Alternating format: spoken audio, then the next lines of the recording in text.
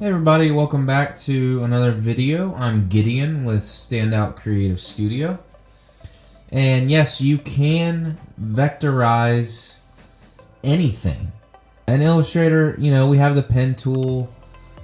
We can draw shapes and make these things into and export them as vector images. But, there are certain situations where you don't have the vector art, you don't want to spend the time, let's say making it an ice cream cone into a vector-based image. So all you got to do is you place the object into here, into your artboard, click on it, come up here to the top, and it says image trace. You might get this little pop-up window. Hit OK, and there we go. Now there are a few different results that we can look at. So right up here, if you come back up to the top, we have this little panel that we can call out here. And let's say we want that ice cream cone or whatever it is you're using to look as close as possible to the original. Well, with this open, we can do this preset and we can do high fidelity photo. And just give it a second here.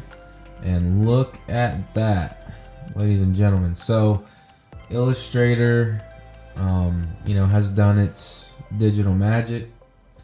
And it has basically traced all these different shapes that it found on this. So let's say, wow, this is looking really good. Let's use that. Come back up to the top and hit the expand button. And then there you go. You have all of the shapes are now a path. And so they're a vector. This is a vector image now. So it's super cool. If I right click on it and hit ungroup, you may want to do this because you may have to edit some things, This first part I can get rid of is this background. I can highlight all of the shadow, get rid of that. Maybe I don't need that.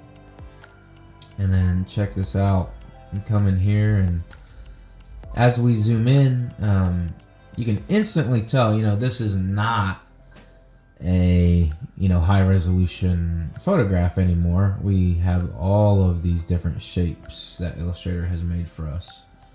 And yes, now the photo, if you will, is now vector art. That is a super quick way and a super handy way in Illustrator to make anything you want, including photos vector based. Real quick, the last step would be then we can save as. And then right here, we obviously you can save it as a .ai, but then a lot of times, your clients or whoever you're working with, they'll want EPS files. So there you go. I hope you guys got a lot of value out of this. Hope you can use this in the future. Please like and subscribe if you would, and I'll see you in the next video. Thank you.